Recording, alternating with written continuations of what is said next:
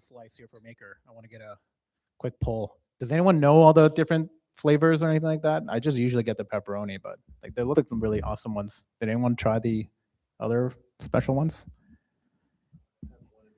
One of each? What's your rating for them? Like, okay, brown patches, lovely. With pepperoni? That's one.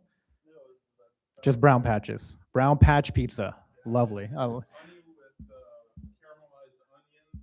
honey caramelized onions. That's the brown patch. Got it. Okay. Okay. So there was another handout for the pizza. Who's got opinions on this? And no, we're good. We're live. We're good. Okay. Thanks, guys. All right. Next slide. And we're back. So one of the core things, recent announcement came out, Apple Business Manager or Apple Business. There's a lot of new changes. Thought we just do a quick cover on them. Quickly, Duns is no more. Who loves Duns? No one, right? Because they're terrible numbering system and it takes forever. So now, because we're in Canada, the federal corporation number, which is the federally assigned registered corporation for Corporations Canada, will have a 7-digit number which you can use to enroll your organization. So this is a huge change. It's great. I'm all here for that. Second, there is a new kind of Apple portal for marketing. So fun times for marketing folks. It's geared towards kind of small businesses, but it'll allow you to create entries in kind of Apple Maps, place ads in that Apple Maps, new kind of role-based role called marketing coordinator within the ABM, and also a custom role in their kind of, I think their API backend called brand manager. So this is all very like marketing focused, but I just want to point that out there. A couple of Apple business changes. Sort of came from Fleet Smith and then Apple Business Essentials, and now just kind of Apple Business is sort of confusing, but blueprints, terminology originally championed by Iru, formerly known as Kanji. Blueprints can now quickly set up config profiles and stamp those pesky machines in rapid succession. Apple has now deployed a new email integration. Managed Apple IDs can now have emails, but hopefully they fix their spam filters. If you know what I'm talking about. And finally, Apple Business Essential licenses are now converted to iCloud storage plans. So no more licensing for those kind of, that tier. They've converted to storage plans, and then you still need AppleCare Plus if you're looking for that. The fun new change that I think, Dimitri, you caught actually in the Slack earlier was that the Apple account formatting has been kind of spruced up. It kind of helps newer, smaller businesses kind of just create a managed Apple ID quickly. There's custom formatting, so you can have first name, last initial, last initial, or even custom text. So it just helps with kind of onboarding quicker. The fun fact about that is that if you're using Federation, this will not apply at all. So ignore if you're using Federation. Beta feature, the new Apple ADE for Vision OS devices. So if you have any that you're managing, you just need to go to the console and click on beta feature and enroll in that. And finally, VPP, individual or shared payment method. This is kind of really big if you are kind of in a larger organization, or if you use, or you come from EDU, like I am. So previously, if you're familiar, if you have to buy an app or book, you'll need a specific or credit card. But now you can assign organization min roles or content manager roles, and that specific department can put their own credit card in, so you don't have to deal with that at all. So yeah. Okay. So overall, I think these changes are pretty good. That's my own personal opinion on this. Seems like Apple is heading to a quite interesting new market, kind of with cheaper hardware with the Neo that's coming out, and helping kind of small businesses kind of run and champion their goals. So I'm all here for that.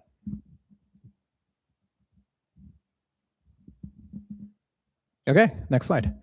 So so apologies. Our speaker who was supposed to talk about Into My Mac fell ill. So I thought we would take some time to kind of have a conversation around Windows And in a Mac first environment, what are people actually doing? What are you doing about that? That lovely icon there, Michael Slop. So the framing that I kind of want to present, first of all, hands up. What percentage of your fleet is like Windows? Is it 50, 50, 50? No, less than that, 25 and under percentage? Okay, got a couple of hands, like 2, 0? Any zeros? That's great, 1, 2. My company is 4%. And then are you using like Intune? Are you using something else to manage it? Like how are you managing your Windows fleet for like the 25%ers? Intune, okay, and?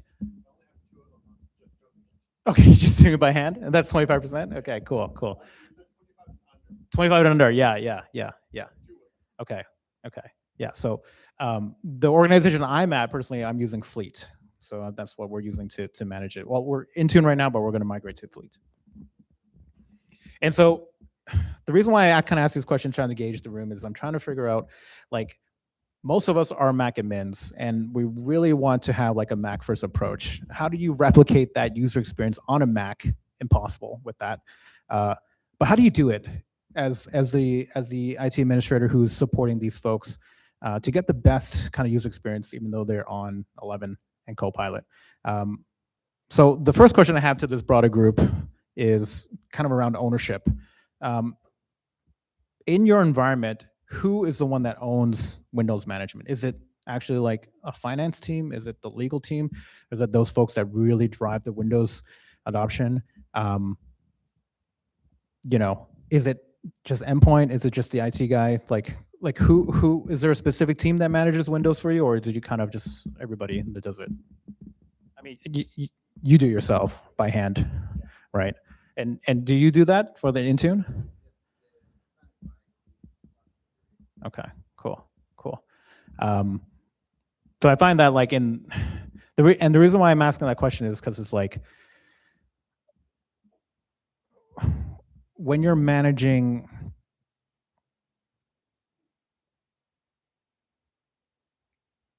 Mac devices, like who's the owner that kind of has that cohesive vision, right? Like then you personally have that stakeholder. Like for you who's kind of doing it manually, like you have the ability to make it elevated the way that you want, right? Versus if you have your own Windows team, what does that look like?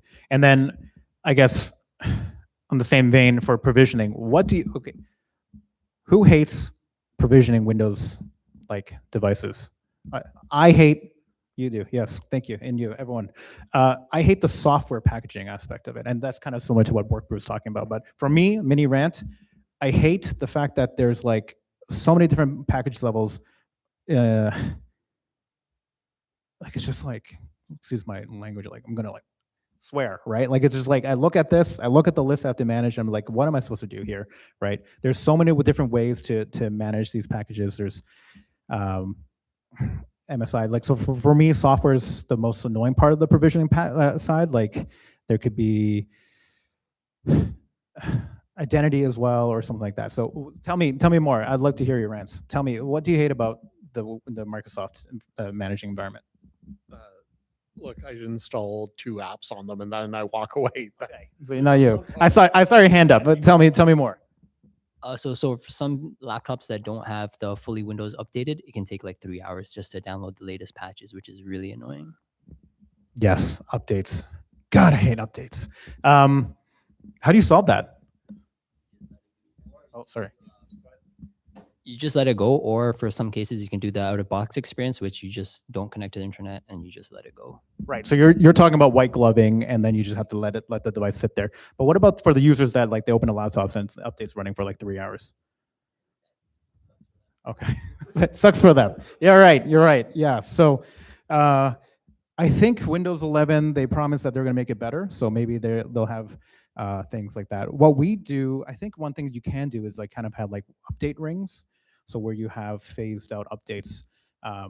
So for certain folks, they have certain rules that updates on certain days. So that way, not your entire organization gets hit with that same update at the same time. So think about that. And, I think that's kind of what Microsoft would promote, like their update rings. Oh, hold on.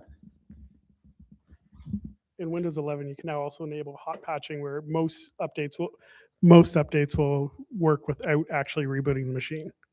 And you only have to reboot like once every 3 months. Okay, we learned something. I learned something. Hot patches.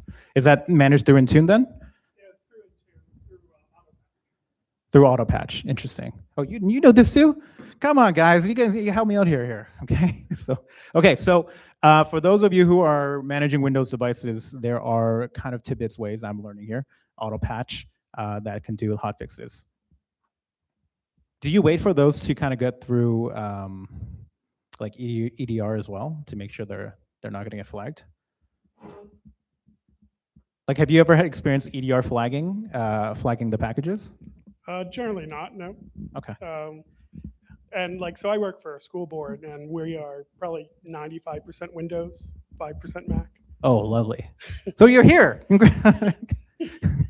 First step of the program. Oh, I still prefer Windows. Wow. Okay. Fair enough. So you like okay. Spicy comment. Spicy. Welcome anyway. Welcome, friend. The third question I have is, what have you successfully standardized across Mac and Windows? Is it the full software stack? Defender? That's a good one. Yeah, EDR. Okay, EDR, check. Anything else? Beyond Trust. Okay. That's kind of cloud-based though, right? Is there a program that runs it in the back end? Okay, agents on the machine. Okay. So I guess that's like Collide or kind of Okta Verify on that level. Or is Beyond Trust doing more compliance stuff? We use is two pieces. One is a remote management. Sorry, could you just put your microphone a little bit closer? Yeah. Beyond Trust, we use two pieces. One is a remote trust support tool that allows you to do remote management. You can get a GUI interface on someone else's computer. You can open up remote terminals and run commands and such, and it works on Windows and Mac. And then there is another Beyond Trust agent that we use to elevate rights when necessary. So on the Mac, it integrates with sudo to give you sudo type permissions under control of administration. On Windows, it does a similar thing with different mechanisms. That's impressive. Yeah. Is that what you use for MDM? Like, can you fully replace that? No, Okay. no, it's at least the way we use it, it's just those two components: remote management and administration elevation under. To install software? Not so much to install software. Like, say you need an application that won't work in an environment unless it is elevated, unless the user is an administrator. Oh yeah. That's the y- solution, y- right? Same thing that sudo does, right? Yeah. But you can make all your users administrators, which is going to cause all kinds of other issues. Or you can use sudo to manage people's correct. administration rights, or you can use a tool like Beyond Trust that elevates on demand various applications. Very cool. Okay. So for the stream, there was like a prompt from, was that Siri? Siri just came up on his phone. So. Okay.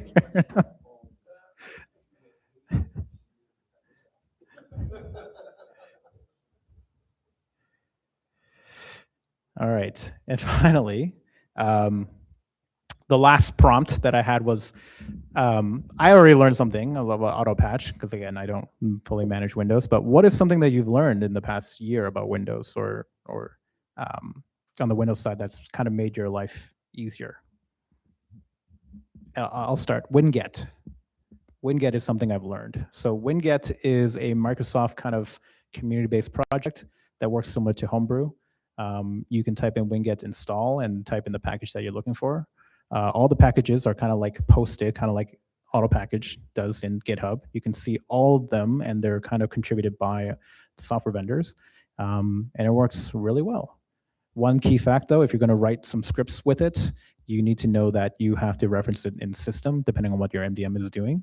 But Winget is a fairly powerful tool, but I suspect you're going to run into similar issues like Homebrew.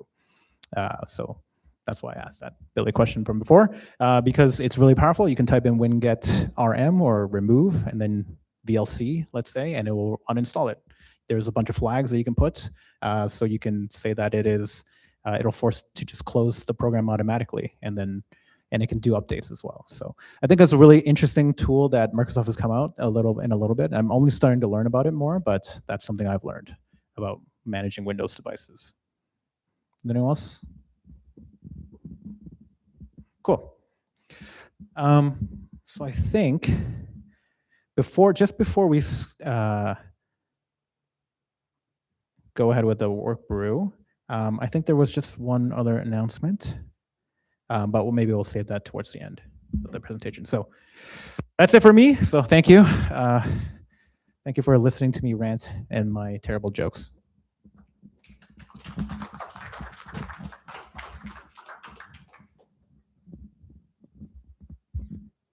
All right. Alan, thank you for facilitating Workbrew to come here today. My name is Billy McGee. I am with Workbrew.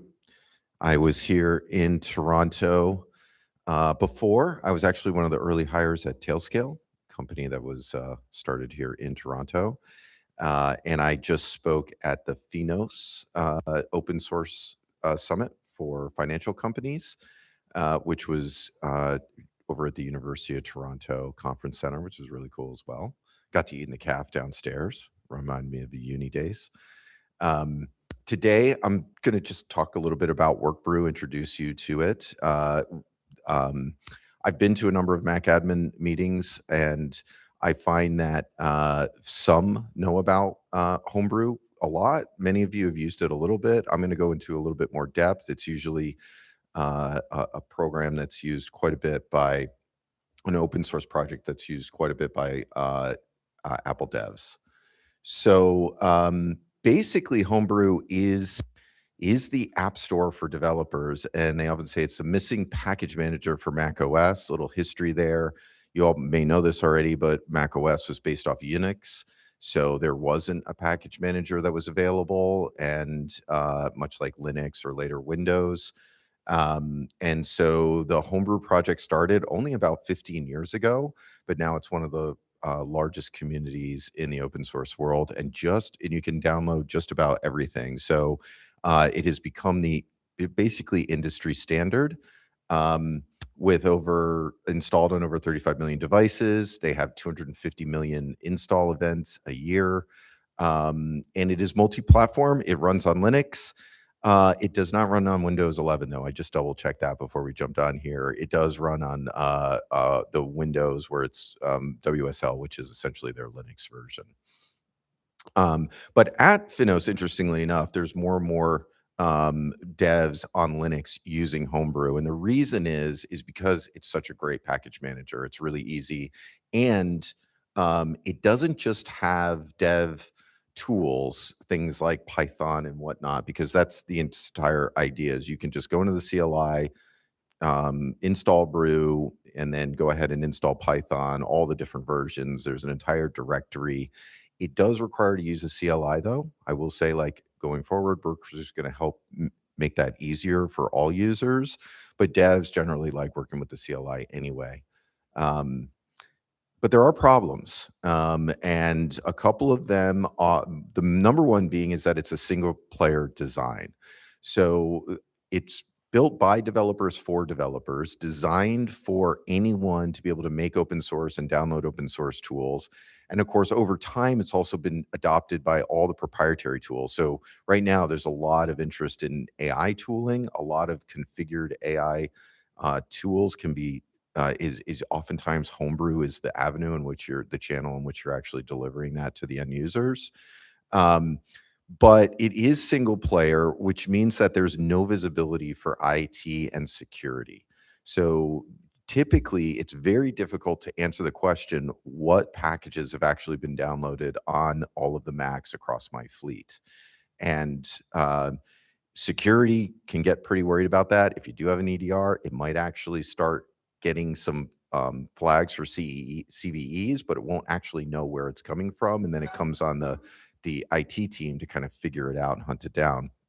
The other issue is that think of Homebrew as you know, like EVE Online, it's got like areas of it, like what's called Homebrew Core, where everything is bit official. And we're going to talk a little bit about that. But there's third-party taps and there's other areas of Homebrew where it's kind of anything goes. And there's a lot of like red teaming programs out there.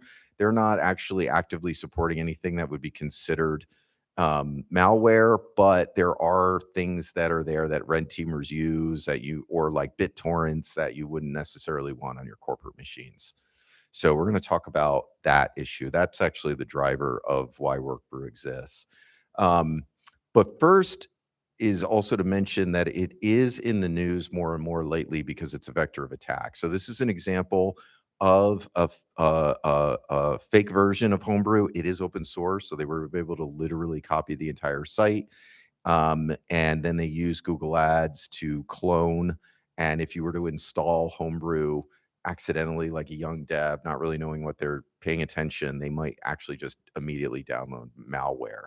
So this isn't Homebrew itself, but it's basically malicious actors using the trust that comes with the Homebrew project to their benefit. The other thing is that, as I mentioned, third-party taps are unregulated.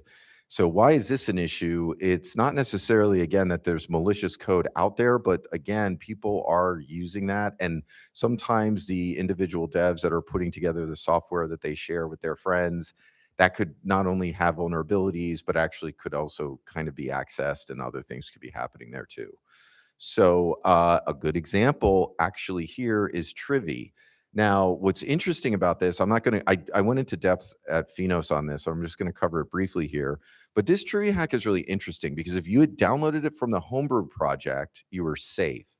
It was never compromised.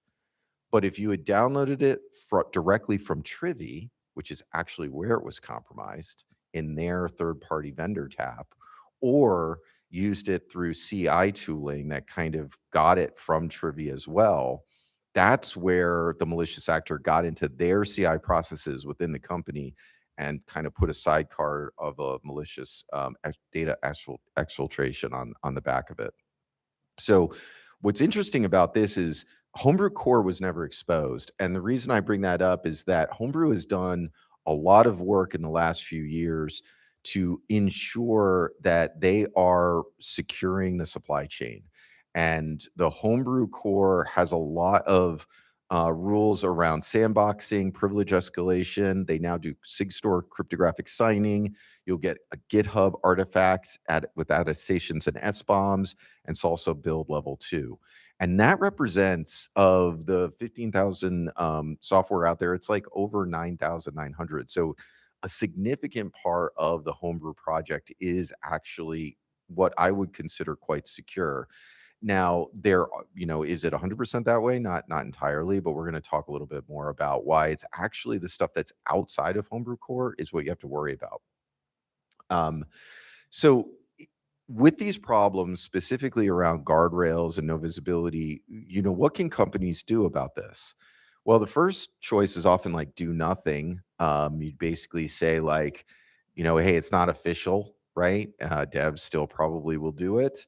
Another one is you have a policy and say, hey, these are the rules. These are the things you're supposed to download, and you just trust that they're going to do the right thing.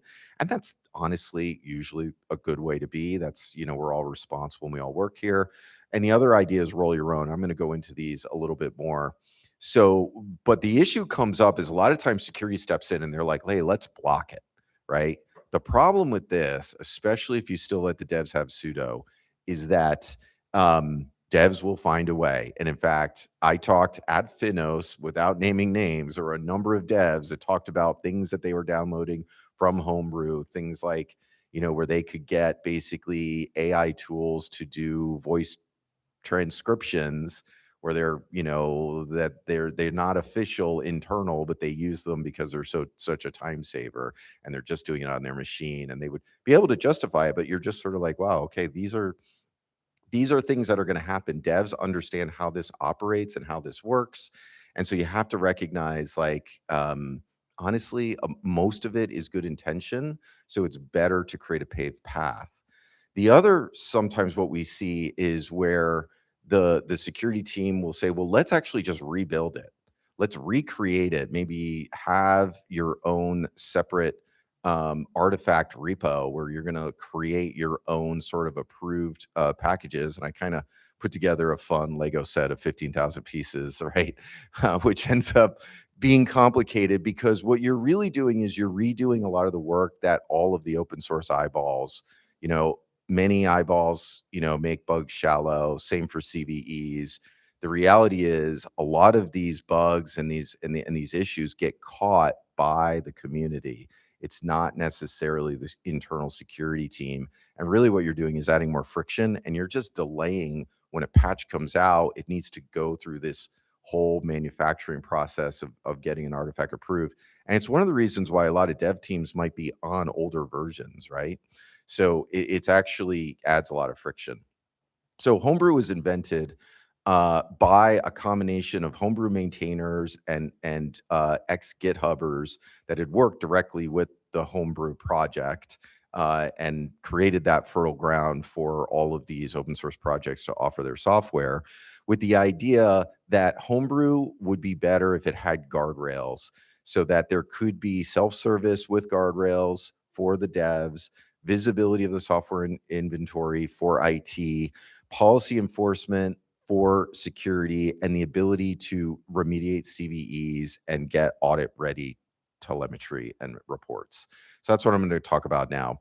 The whole idea of Workbrew is to unite three stakeholders: the Mac admins like yourselves, the security team, and the engineering team, in a really good compromise that works for everybody.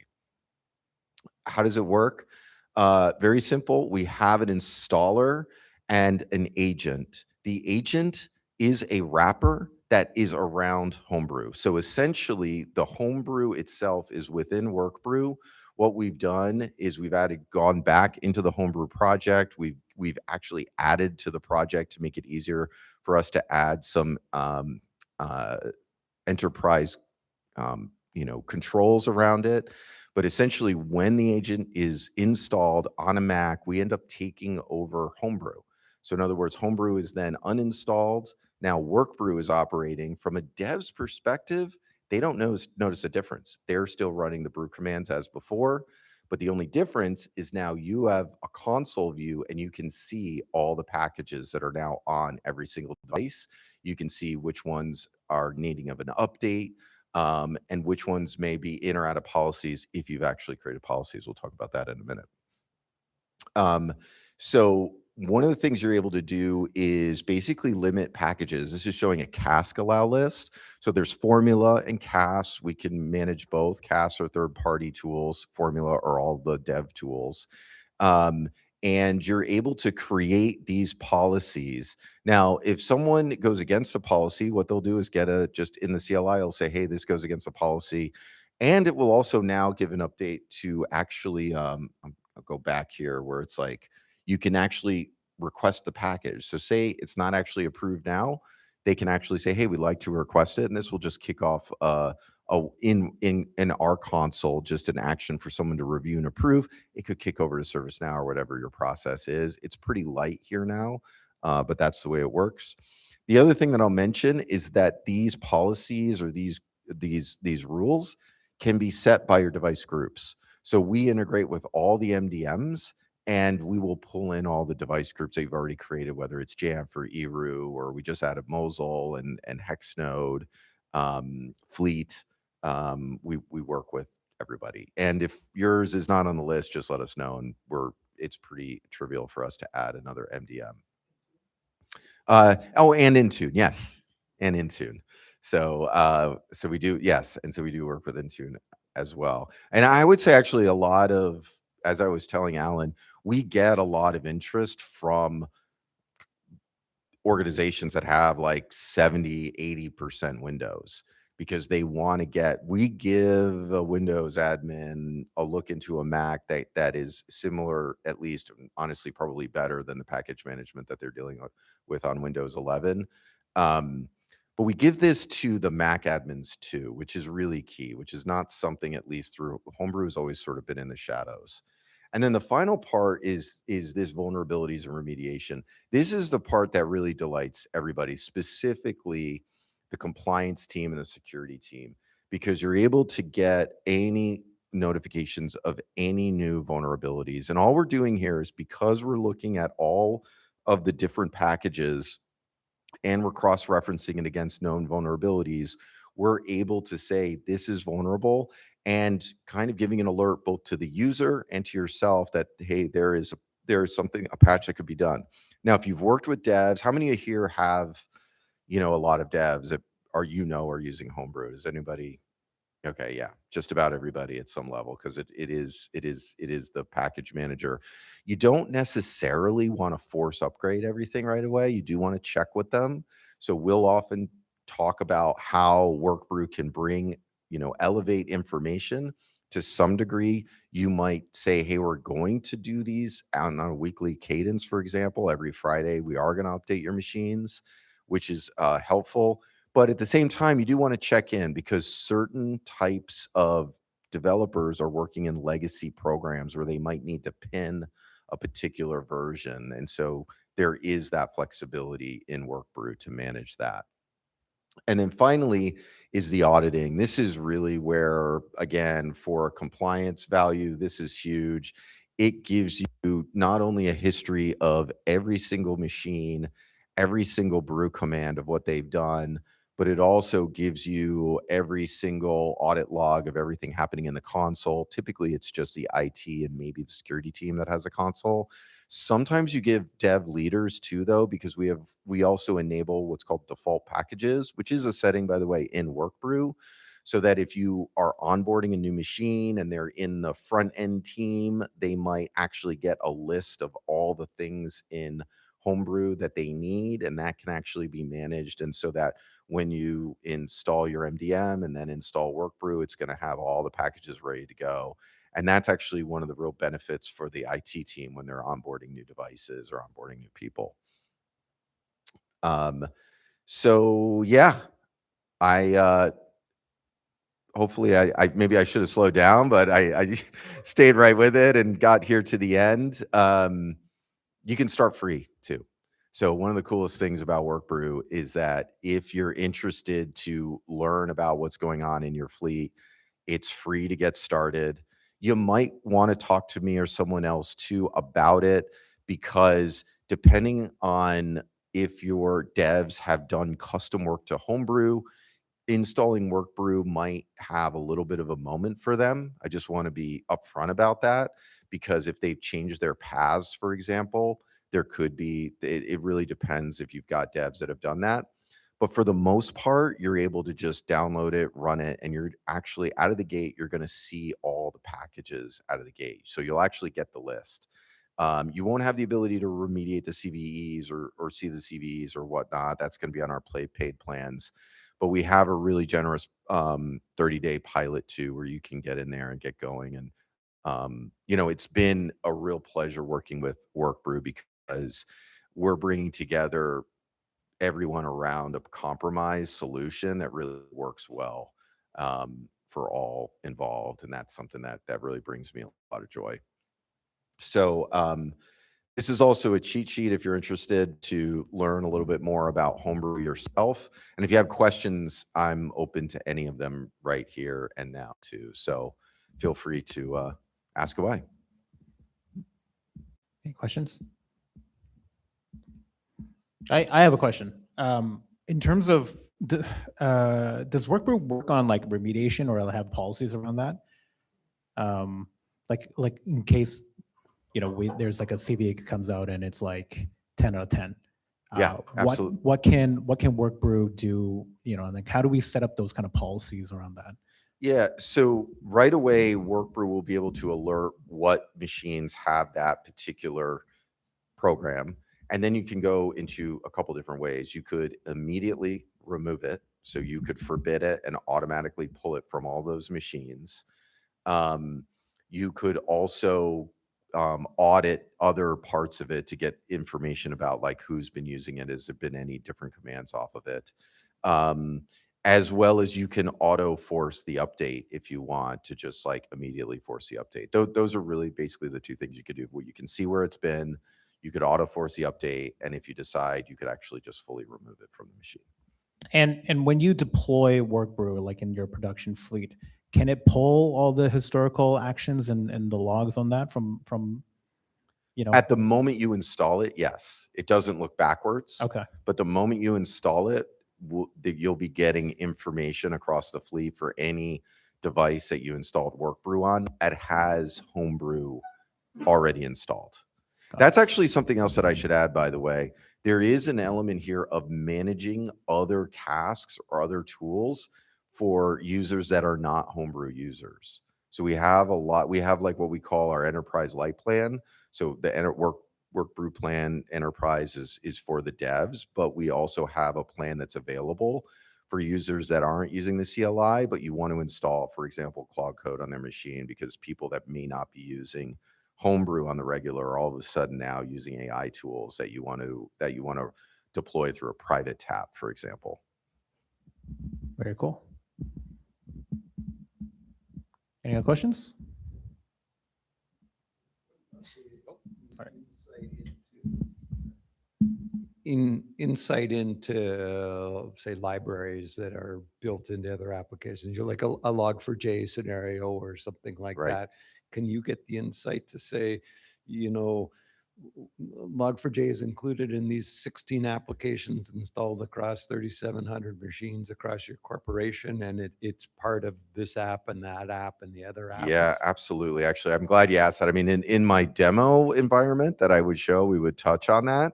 So not only do we review all the formulas that you've downloaded, formulas are usually those free open source dev tools, but it will also track all the dependencies. And so all the dependencies that are together with that formula, and if a dependency ends up having a CVE, it will relate back to all the formula that have that dependency as well. The other thing that we track are the licenses. So this is often for a legal audit. If you need to validate what licenses are okay versus not okay in your open source inventory, we also track which licenses. And that's another policy. Like you could say, like AGL is kind of a well-known open source license, that it's like the Borg, everything it touches turns to open source. You might say we don't want to allow any formula or dependency that's under the AGL. Okay.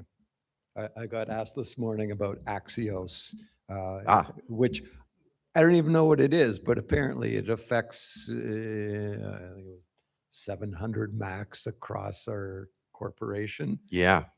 Libraries used in something. I don't have all the information yet at my hands, but we could get that information from Workbrew. I believe so. So Axios is a little unique in that it is open source, but it's also as I understand it, a bit of a third party tap as well. Yeah, I think So, that's the case. Yeah. but the answer generally is yes. But actually, what we should do is, if you're interested, talk to me afterwards. I'll give you my card, and we can get you in on the free program and see, and then kind of work forward on just getting you that visibility, even in a pilot. So you're welcome to get the full use case out cool. of it. Yeah, we're getting a lot of scrutiny right now about Homebrew and how it's used and what it's used for and what it can do or not do. And that's the conversation that the Mac admins usually come to us, because y'all are oftentimes right in the rock and a hard place. Because the engineers are like, if you touch this, our productivity will crash. Right. And security is like, if you don't fix this, like I'm going to do something, I'm going to shut everything down or something, So I was talking to Alan about that. It's the Mac admin usually owns it, but the stakeholders are typically the engineering teams and the security teams.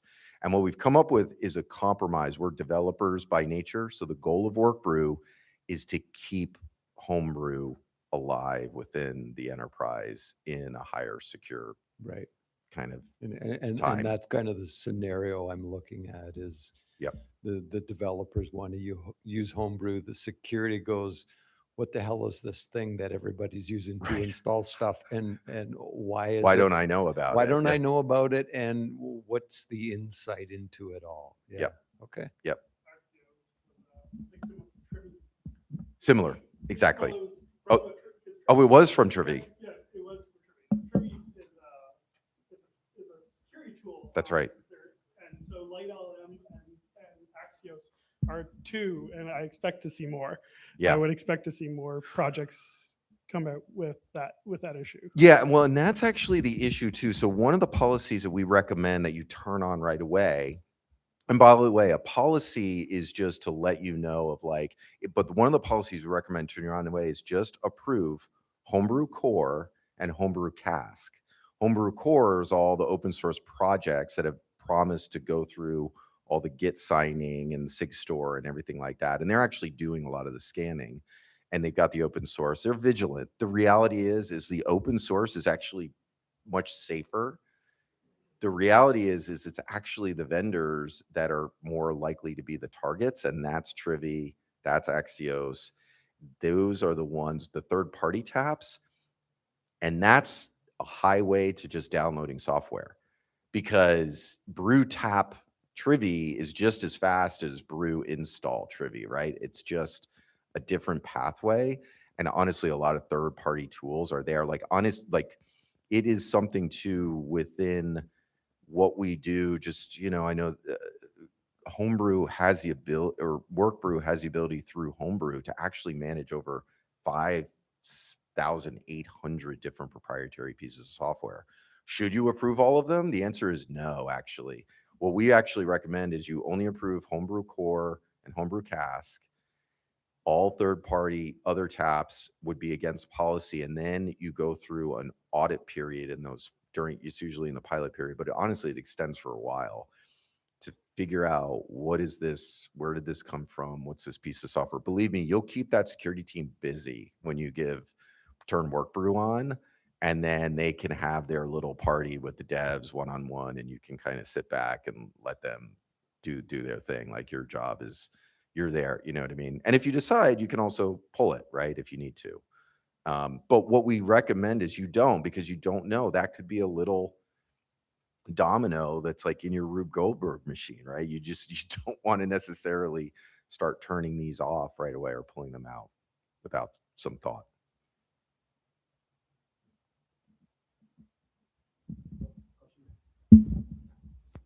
I was just wondering, like, from the companies that you've worked with, trying to get Homebrew within their infrastructure, I guess, like, how long did it take for them to adopt it fully within their environment, or like, within the infrastructure, I guess?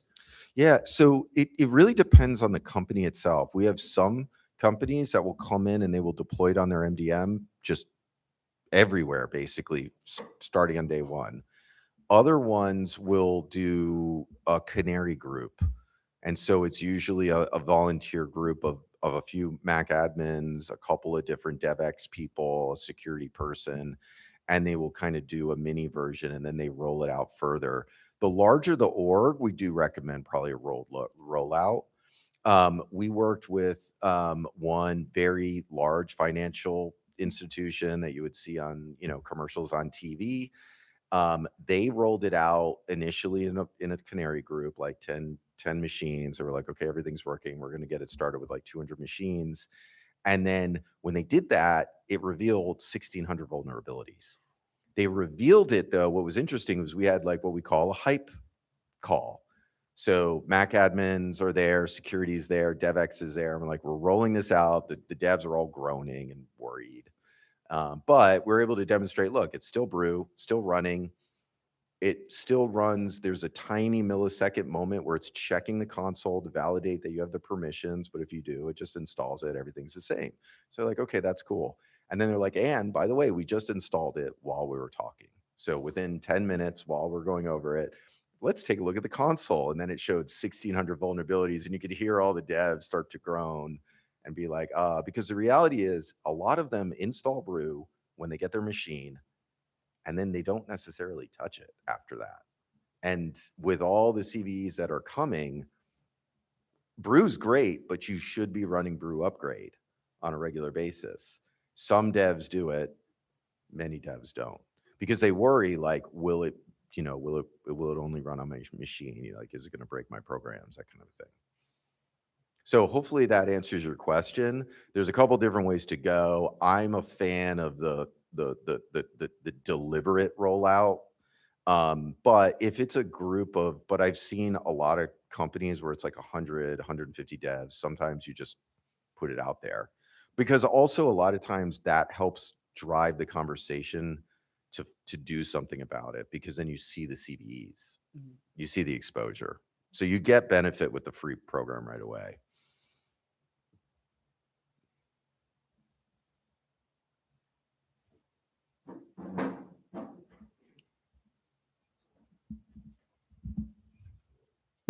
That's a great question. I just have one more, and I think Workbrew is a fantastic kind of tool that I think, hearing from what Billy have said so far in terms of like how IT can really leverage Workbrew to kind of bring in other stakeholders, aka developers, into the fold in terms of having a conscious conversation around security. Just to play like devil's advocate, what sets Workbrew apart from, let's say, using, you know, an XDR tool that can kind of grab these kind of CVEs, or OS query that can also like pull down the Homebrew packages and things like that?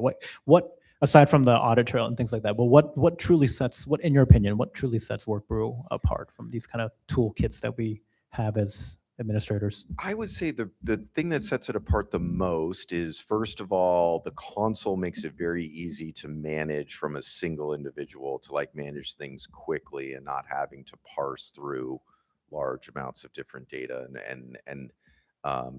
And specifically when you get a CVE, getting that notice of that particular package, which is on these devices, and knowing exactly what that is. But more than that is the ability to actually manage it through, for example, we have GitHub Actions or GitLab, so that if you have the ability to do package requests, or for example, where the dev leader wants to manage what is basically the toolbox, like what is the toolbox for my Scrum team? Like what are the tools they should have? Having that being able to manage through like pull requests that connect back to Workbrew. So you're facilitating the engineers to work the way they like, and as well as getting these reports directly into your other security tools, which again is similar to the kind of reports or telemetry you're getting from OS Query or whatnot, but actually doing it that way too. So I would say that you get the best of both worlds with Workbrew. You get the ability to do like a ClickOps kind of experience in the console, but you also can get a GitOps experience in the back end, and you can connect directly with the security tools like their SIM and other things too. Very cool. Any other questions? All Awesome. right. I really appreciate the Toronto Mac admins for having us. Thank you, Billy. Thank Oh, you so yep. much. And we're going, and we're going to go to the happy hour later too. So if that's exciting to you, take me to the best place around. Appreciate that, Billy. Thank you.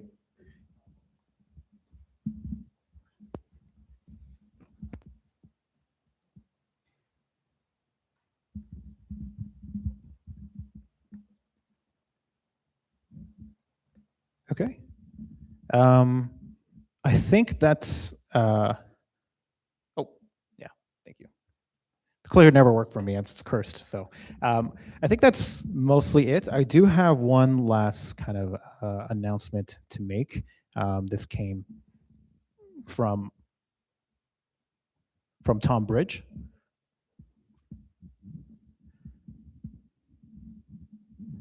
We'll just wait for the...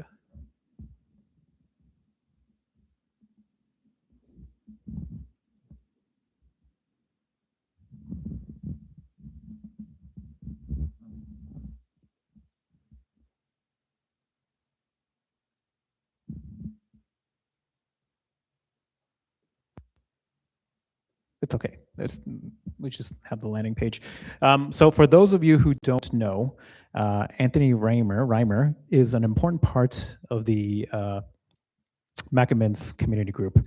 You may know him from his screen name, Jazz Ace. You have probably seen him in the Canada channel, and most definitely in our Toronto channel, even though he is a Calgarian. When he was attending Mac Admins at PSU, he hit a wall, literally, walked right into a wall, and was taken to hospital where he was diagnosed with terminal brain cancer.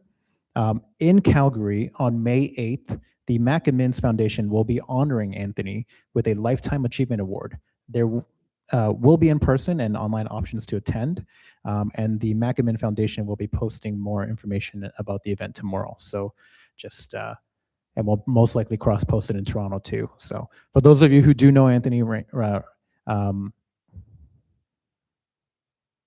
incredible human. I've only met him once, but he definitely left an impression for me. It was actually one of these Toronto Mac Admin, and a very small one, probably like 4 or 5 folks, and he was incredibly kind and interesting person to talk with. So I think he's a great person. So if you can attend, I encourage you to do so, whether in person or online. But Anthony has definitely made a huge impact on our Mac Admin community as well. So with that, I think this is a wrap up for our meetup. There will be most likely a summer meetup happening. We don't know when yet, probably maybe in July, but if you can come, definitely come. Otherwise, we will have another one in the fall as well. But thanks so much. And thank you, Relay, and thank you, Workbrew, for coming out and hosting us. Thank you so much. Thank you. Thanks everyone for coming. We have lots of leftover pizza, so please feel free to take a pizza home with you. No judgment there. There's more than enough, I think, for everyone to take a pizza home. So thanks everyone.